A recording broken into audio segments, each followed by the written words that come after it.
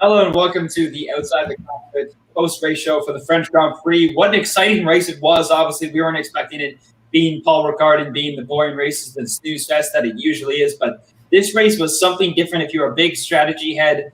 What are your quick thoughts? What is your three-word race review on this race, if you're to sum it up in 3 words? Hey, we gotta.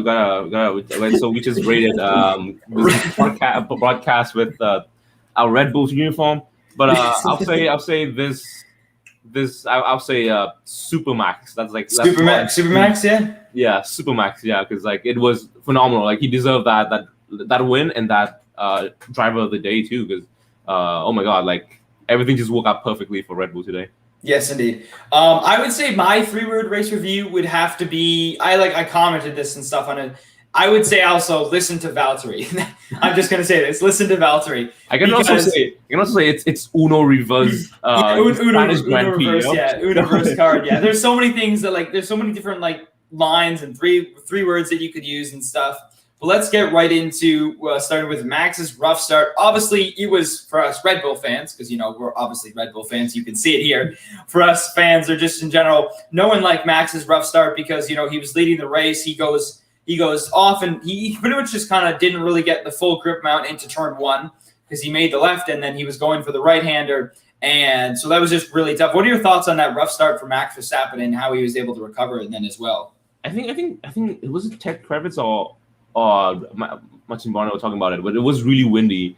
Yes, it was. Yeah, it was catching a slide. It was really it gets a bit intense when I thought it was going to be like a penalty. It's going to be really bad for Max, but I think it was just sliding in the way he dodged catch that slide, as well as returning to the track was so seamless. But yeah, it was a bummer to see that he just lost the opportunity to hold on to the lead because he was doing really well until he had that it's not even a locked up. It was just like a miscontrol because of the wind and then yeah. But props to him and props to the team too, because I think it was a rough start for sure. But I think when the game is back to normal, when I think Lewis Hamilton tried to do the undercut overcut when he goes to the pit lane, but then he come back and Max Verstappen is still in front of him, which is like he was on a mission too. But after that failure, so. Yeah, and I would agree with you. Again, it was a tough start as well to see, but there were still lots of laps left. It was like the first lap of the race. He didn't spin off and crash or anything like that, which was good to see. Because that would have been very unfortunate, but it was still good. Yeah, again, I think what really happened again, it was just really windy. He just kind of lost it with a little bit of the car. He kind of slipped and stuff. It was nothing to do with it's not like he locked up and stuff like Lewis in Baku or anything like that, or hit the magic button or anything like that. That extreme and stuff.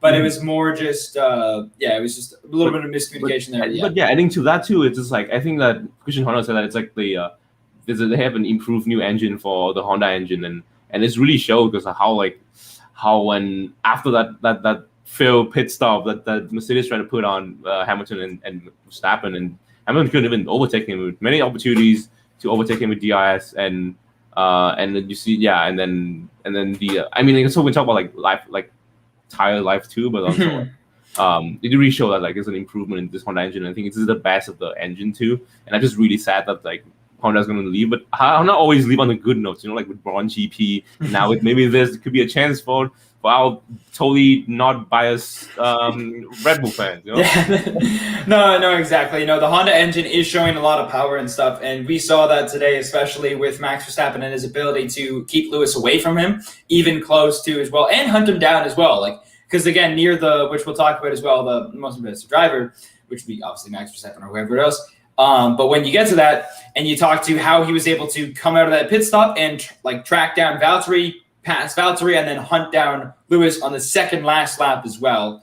But let's move on to the 2-stop strategy, because really it was originally supposed to be a 1-stop strategy, but then teams started to feel the pressure and the tires weren't fully there. Lewis was complaining as well as Max as well was complaining. So Max was I can't handle all this, I can't go to the end, So what are your thoughts on Red Bull's bold move to pull the Uno reverse card on Mercedes to go with the 2-stop strategy? Mm-hmm.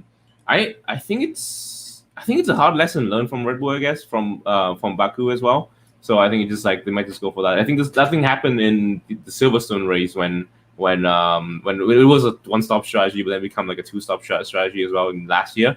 But for sure, it's I think it's just they learned the lesson, and also they learned from Spanish Grand Prix. It was a really bold and really well done.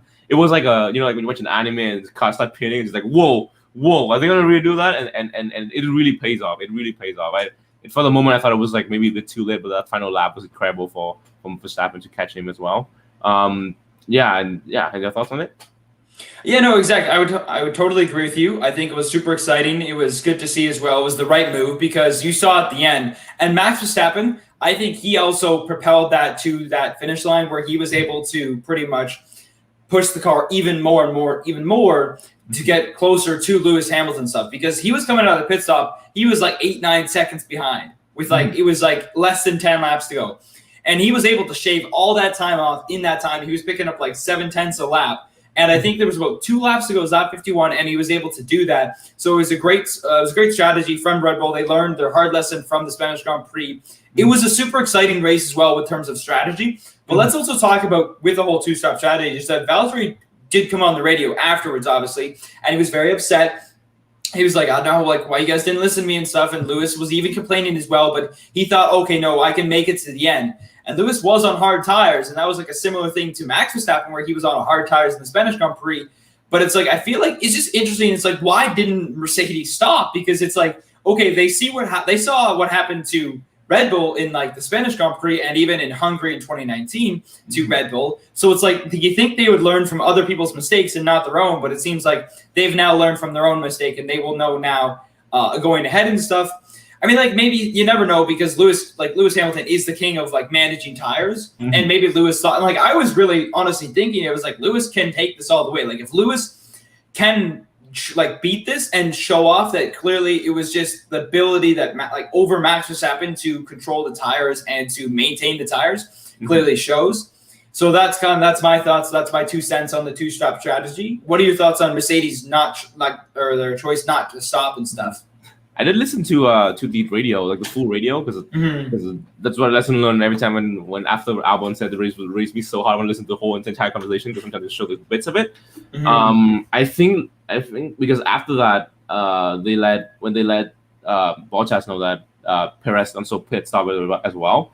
Also brilliantly, Checo was done an amazing job too because like it was the first time I'm really happy that they don't use Perez as like some kind of like experiment lab rats for the tire strategy. Like she like picked this like nearly the same time and try to go for that podium. Bottas was asking about like, hey, should we pit or not? But they were like, no, I think it's better off to just try to manage the tires and clearly they try to go on that like tire management strategy and it's totally backfired. And I think that's the reason why I explained like Bottas like frustration, and this is a real rare time we hear like Bottas with frustration as well. Because maybe like we haven't heard much in the radio, but like it's never had like this frustration that he had. No, he seemed to be really pissed off and really frustrated with that, and I totally would be too as well because it's like I understand like I'm the second driver here at Mercedes. I haven't won like 7 drivers championship, but regardless, I still am very good at what I do, and I think he should be listened to at some points when. He is like because like when Lewis is saying like, oh, Bono, my tires are dead or whatever it is, or like Bono, my tires are fine. It's like, oh yeah, let's rescue Lewis. Let's make sure because he is that like primary driver. And Red Bull was like that for a while with Max, but I think they've adapted it to accept and listen to their second driver. But that's what Mercedes needs to do with Valtteri Bottas. Again, there's like rumors and stuff which we can get into a little bit later. It's more like if George Russell's going to be racing for Mercedes next year and they're going to do the driver swap. But who knows in that case? Valtteri Bottas. I think Valtteri Bottas. We talked about this before and stuff. With this, is Valtteri Bottas is a great driver, but he has too high expectations and he can't handle the pressure. I think he just can't handle the pressure of racing at Mercedes. And he's been able to take it for so long and stuff for many years and stuff, like 2 or 3 years, like max. But then this year is just his breaking point because for many years since like after 2017, it's like, oh, Valtteri Bottas 2.0, 3.0 and stuff. So I think with that in mind, it's like do you think that Valtteri Bottas can make a second half surge into the season and stuff? I personally. I think there's also like a part of Mercedes too because they have been like the first 2 races had some horrible pit stop in the first few races for Bottas. I think it's just like it's like a team. I'll say the team mistake too, and Bottas, who's a super solid driver. I think he's a super solid driver. If you've seen his like whole career from going from F2, never had a crash. That's like everything. I think and going to. I think this is his most I guess his most unluckiest year. I guess when he's I think it's just his most unluckiest year. Most unluckiest. Most unluckiest. Yes. Most unluckiest.